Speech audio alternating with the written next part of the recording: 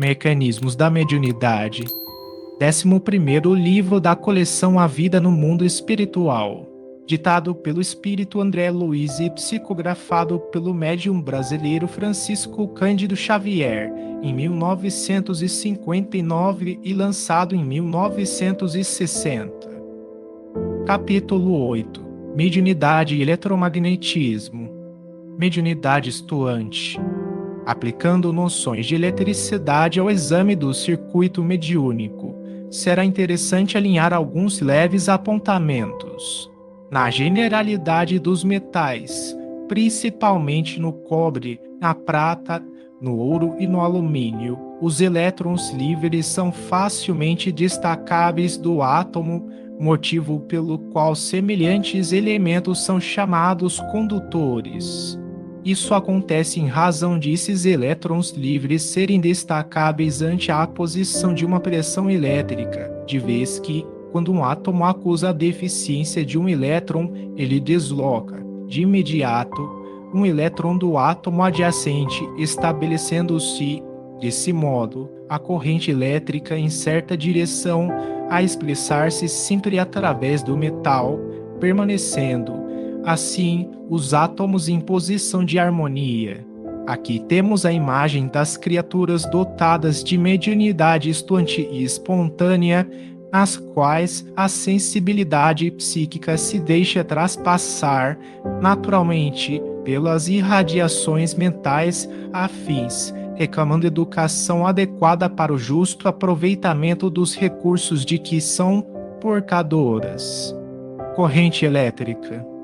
Para que se faça mais clareza em nosso tema, é imperioso incluir o magnetismo de modo mais profundo em nossas observações de limiar. Sempre que nos reportamos ao estudo de campos magnéticos, o ímã é recordado para marco inicial de qualquer anotação. Nele encontramos um elemento com a propriedade de atrair malhas de ferro ou de aço e que, com liberdade de girar ao redor de um eixo, assume posição definida relativamente ao meridiano geográfico, voltando invariavelmente à mesma extremidade para o polo norte do planeta. Estabelecendo algumas ideias com respeito ao assunto, consignaremos que a corrente elétrica é a fonte de magnetismo até agora para nós conhecida na Terra e no plano espiritual. Nessa mesma condição entendemos a corrente mental, também corrente de natureza elétrica, embora menos ponderável na esfera física. Em torno, pois, da corrente elétrica, através desse ou daquele condutor, surgem efeitos magnéticos de intensidade correspondente, e sempre que nos proponhamos a produção de tais efeitos é necessário recorrer ao apoio da corrente referida. Sabemos, no entanto, que a eletricidade vibra em todos os escaninhos do infinitamente pequeno. Em cálculo aproximado, não ignoramos que um elétron transporta consigo uma carga elétrica de 1,6 vezes 10 elevado a menos 19 coulomb, além do movimento de translação ou de saltos em derredor do núcleo. Os elétrons caracterizam-se igualmente por determinado movimento de rotação sobre o seu próprio eixo, se podemos referir-nos desse modo às partículas que os exprimem, produzindo os efeitos conhecidos por spins. Spinsidomínios. Geralmente, as camadas do sistema atômico, os chamados pins ou diminutos vórtices magnéticos, revelando natureza positiva ou negativa, se compensam uns aos outros, mas não em determinados elementos, como seja o átomo de ferro, no qual existem 4 spins ou efeitos magnéticos desajustados nas camadas periféricas, provocando as avançadas peculiaridades magnéticas que se exteriorizam dele, porquanto, unido a outros átomos da mesma substância, faz que se conjuguem, ocasionando a formação espontânea de ímãs microscópicos ou, mais propriamente, domínios. Esses domínios se expressam de maneira irregular ou desordenada, guardando, contudo, a tendência de se alinharem como, por exemplo, no mesmo átomo de ferro a que nos reportamos. Inclinam-se a espontâneo ajustamento, de conformidade com um dos 3 eixos do cristal desse elemento, mas sofrem obstrução oferecida pelas energias interatômicas, a funcionarem como recursos de atrito contra a mudança provável da condição magnética que lhes é característica. Todavia, se a intensidade magnética do campo for aumentada, alcançando determinado teor, com capacidade de garantir a orientação de cada domínio atingido entra imediatamente no alinhamento magnético e, à medida que se dilate o campo, todos os domínios se padronizam pela mesma orientação, tornando-se, dessa forma, o fluxo magnético gradativamente maior. Tão logo a totalidade dos domínios assume direção idêntica, afirma-se que o corpo ou material está saturado ou, mais exatamente, que já se encontram ocupadas todas as valências dos sistemas atômicos de que esse corpo ou material se compõe. Campo magnético essencial. Da associação dos chamados domínios, surgem as linhas de força a entretecerem o campo magnético essencial ou, mais propriamente, o espaço em torno de um polo magnético. Esse campo é suscetível de ser perfeitamente explorado por uma agulha magnética. Sabemos que um polo magnético se caracteriza por intensidade análoga à unidade sempre que estiver colocado à distância de 1 centímetro de um polo idêntico, estabelecendo-se que a força de repulsão ou da atração existente entre ambos equivale a undina. É assim que Ørsted designa a intensidade do campo que funciona sobre a massa magnética unitária com a força de undina. Se o campo magnético terrestre é muito reduzido, formando a sua componente horizontal 0,2 Ørsted e a vertical 0,5 Ørsted aproximadamente, os campos magnéticos, os fluxos habituais de aplicação elétrica, demonstram elevado grau de intensidade, qual acontece no campo característico do entreferro anular de um alto-falante que medeia aproximadamente de 7.000 a 14.000 Ørsteds. Fácil reconhecer que, em todos os elementos atômicos nos quais os efeitos magnéticos os pins se revelam compensados, os domínios ou ímãs microscópicos se equilibram na constituição interatômica, com índices de harmonia ou saturação adequados, pelos quais o campo magnético se mostra regular, o que não acontece nos elementos em que os pins da camada periférica se evidenciam descompensados ou naqueles que estejam sob regime de excitação.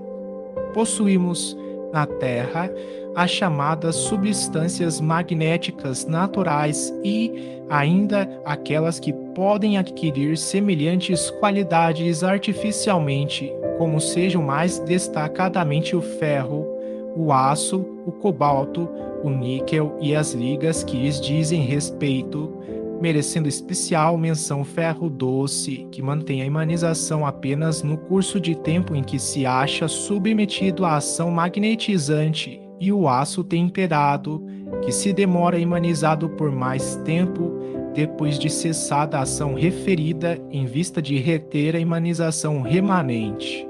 Ferromagnetismo e mediunidade. Após ligeiros apontamentos sobre circuitos elétricos e efeitos magnéticos, surpreendemos no ferromagnetismo um ponto expressivo para o estudo da mediunidade.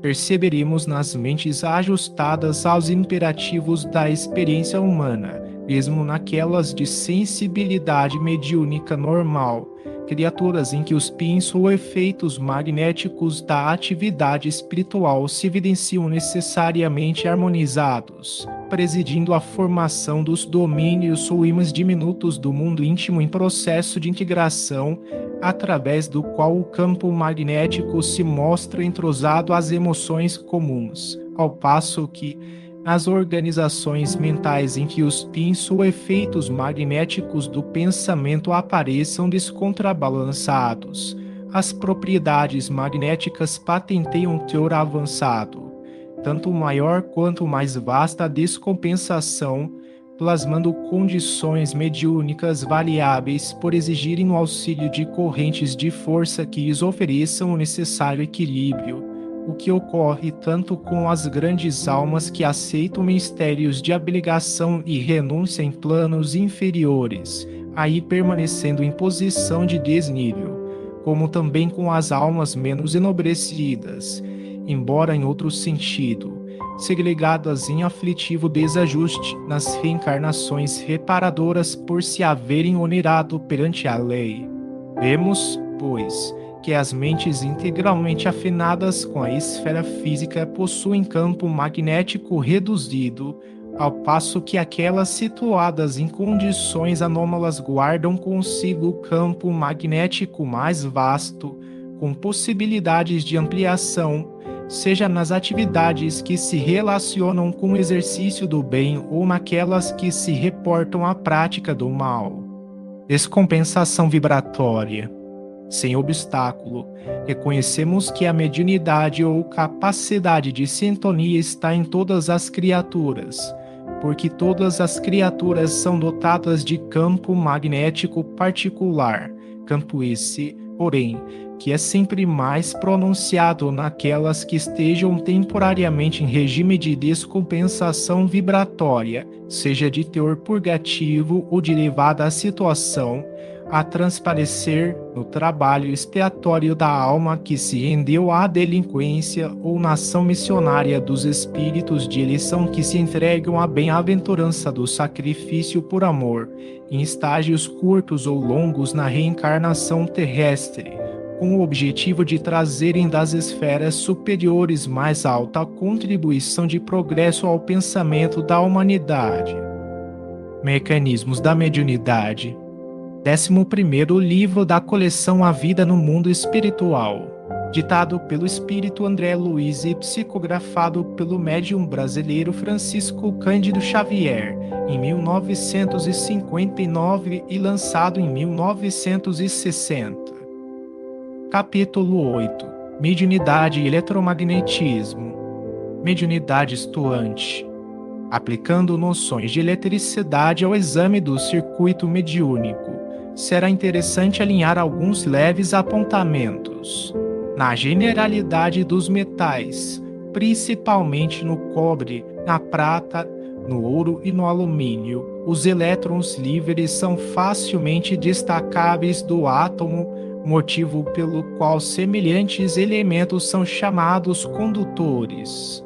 Isso acontece em razão de esses elétrons livres serem destacáveis ante a aposição de uma pressão elétrica, de vez que, quando um átomo acusa a deficiência de um elétron, ele desloca, de imediato, um elétron do átomo adjacente, estabelecendo-se, desse modo, a corrente elétrica em certa direção, a expressar-se sempre através do metal, permanecendo, assim, os átomos em posição de harmonia. Aqui temos a imagem das criaturas dotadas de mediunidade estuante e espontânea, nas quais a sensibilidade psíquica se deixa traspassar, naturalmente, pelas irradiações mentais afins, reclamando educação adequada para o justo aproveitamento dos recursos de que são portadoras. Corrente elétrica. Para que se faça mais clareza em nosso tema, é imperioso incluir o magnetismo de modo mais profundo em nossas observações de limiar. Sempre que nos reportamos ao estudo de campos magnéticos, o ímã é recordado para marco inicial de qualquer anotação. Nele encontramos um elemento com a propriedade de atrair malhas de ferro ou de aço e que, com liberdade de girar ao redor de um eixo, assume posição definida relativamente ao meridiano geográfico, voltando invariavelmente à mesma extremidade para o polo norte do planeta. Estabelecendo algumas ideias com respeito ao assunto, consignaremos que a corrente elétrica é a fonte de magnetismo até agora para nós conhecida na Terra e no plano espiritual. Nessa mesma condição entendemos a corrente mental, também corrente de natureza elétrica, embora menos ponderável na esfera física. Em torno, pois, da corrente elétrica, através desse ou daquele condutor, surgem efeitos magnéticos de intensidade correspondente, e sempre que nos proponhamos a produção de tais efeitos é necessário recorrer ao apoio da corrente referida. Sabemos, no entanto, que a eletricidade vibra em todos os escaninhos do infinitamente pequeno. Em cálculo aproximado, não ignoramos que um elétron transporta consigo uma carga elétrica de 1,6 vezes 10 elevado a menos 19 coulomb, além do movimento de translação ou de saltos em derredor do núcleo. Os elétrons caracterizam-se igualmente por determinado movimento de rotação sobre o seu próprio eixo, se podemos referir-nos desse modo às partículas que os exprimem, produzindo os efeitos conhecidos por spins. Spin-domínios. Geralmente, nas camadas do sistema atômico, os chamados spins ou diminutos vórtices magnéticos, revelando natureza positiva ou negativa, se compensam uns aos outros, mas não em determinados elementos, como seja o átomo de ferro, no qual existem 4 spins ou efeitos magnéticos desajustados nas camadas periféricas, provocando as avançadas peculiaridades magnéticas que se exteriorizam dele, porquanto, e unido a outros átomos da mesma substância, faz que se conjuguem, ocasionando a formação espontânea de ímãs microscópicos ou, mais propriamente, domínios. Esses domínios se expressam de maneira irregular ou desordenada, guardando, contudo, a tendência de se alinharem, como, por exemplo, no mesmo átomo de ferro a que nos reportamos. Inclinam-se a espontâneo ajustamento, de conformidade com um dos 3 eixos do cristal desse elemento, mas sofrem obstrução oferecida pelas energias interatômicas, a funcionarem como recursos de atrito contra a mudança provável da condição magnética que lhes é característica. Todavia, se a intensidade magnética do campo for aumentada, alcançando determinado teor, com capacidade de garantir a orientação de cada domínio atingido entra imediatamente no alinhamento magnético e, à medida que se dilate o campo, todos os domínios se padronizam pela mesma orientação, tornando-se, dessa forma, o fluxo magnético gradativamente maior. Tão logo a totalidade dos domínios assume direção idêntica, afirma-se que o corpo ou material está saturado ou, mais exatamente, que já se encontram ocupadas todas as valências dos sistemas atômicos de que esse corpo ou material se compõe. Campo magnético essencial. Da associação dos chamados domínios, surgem as linhas de força a entretecerem o campo magnético essencial ou, mais propriamente, o espaço em torno de um polo magnético. Esse campo é suscetível de ser perfeitamente explorado por uma agulha magnética. Sabemos que um polo magnético se caracteriza por intensidade análoga à unidade sempre que estiver colocado à distância de 1 centímetro de um polo idêntico, estabelecendo-se que a força de repulsão ou da atração existente entre ambos equivale a ondina. É assim que Ørsted designa a intensidade do campo que funciona sobre a massa magnética unitária com a força de ondina. Se o campo magnético terrestre é muito reduzido, formando a sua componente horizontal 0,2 Ørsted e a vertical 0,5 Ørsted aproximadamente, os campos magnéticos, os fluxos habituais de aplicação elétrica, demonstram elevado grau de intensidade, qual acontece no campo característico do entreferro anular de um alto-falante que medeia aproximadamente de 7.000 a 14.000 Ørsteds. Fácil reconhecer que, em todos os elementos atômicos nos quais os efeitos magnéticos os pins se revelam compensados, os domínios ou ímãs microscópicos se equilibram na constituição interatômica, com índices de harmonia ou saturação adequados, pelos quais o campo magnético se mostra regular, o que não acontece nos elementos em que os pins da camada periférica se evidenciam descompensados ou naqueles que estejam sob regime de excitação. Possuímos, na Terra, as chamadas substâncias magnéticas naturais e, ainda, aquelas que podem adquirir semelhantes qualidades artificialmente, como sejam mais destacadamente o ferro, o aço, o cobalto, o níquel e as ligas que lhes dizem respeito, merecendo especial menção o ferro doce, que mantém a imanização apenas no curso de tempo em que se acha submetido à ação magnetizante, e o aço temperado, que se demora imanizado por mais tempo depois de cessada a ação referida em vista de reter a imanização remanente. Ferromagnetismo e mediunidade. Após ligeiros apontamentos sobre circuitos elétricos e efeitos magnéticos, surpreendemos no ferromagnetismo um ponto expressivo para o estudo da mediunidade.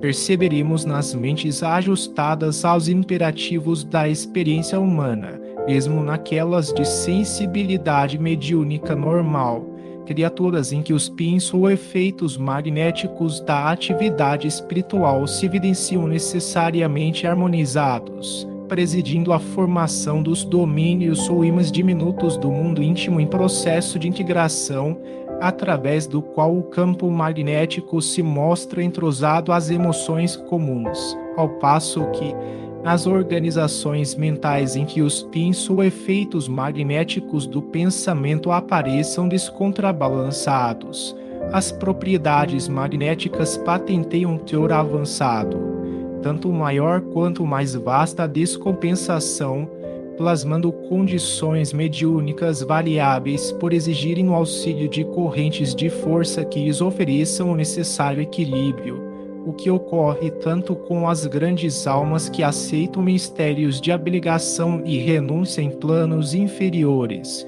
aí permanecendo em posição de desnível, como também com as almas menos enobrecidas, embora em outro sentido, segregadas em aflitivo desajuste nas reencarnações reparadoras por se haverem onerado perante a lei. Vemos, pois, que as mentes integralmente afinadas com a esfera física possuem campo magnético reduzido, ao passo que aquelas situadas em condições anômalas guardam consigo campo magnético mais vasto, com possibilidades de ampliação, seja nas atividades que se relacionam com o exercício do bem ou naquelas que se reportam à prática do mal. Descompensação vibratória. Ponto sem obstáculo. Reconhecemos que a mediunidade ou capacidade de sintonia está em todas as criaturas, porque todas as criaturas são dotadas de campo magnético particular, campo esse, porém, que é sempre mais pronunciado naquelas que estejam temporariamente em regime de descompensação vibratória, seja de teor purgativo ou de elevada situação, a transparecer no trabalho expiatório da alma que se rendeu à delinquência ou na ação missionária dos espíritos de eleição que se entregam à bem-aventurança do sacrifício por amor, em estágios curtos ou longos na reencarnação terrestre, com o objetivo de trazerem das esferas superiores mais alta contribuição de progresso ao pensamento da humanidade.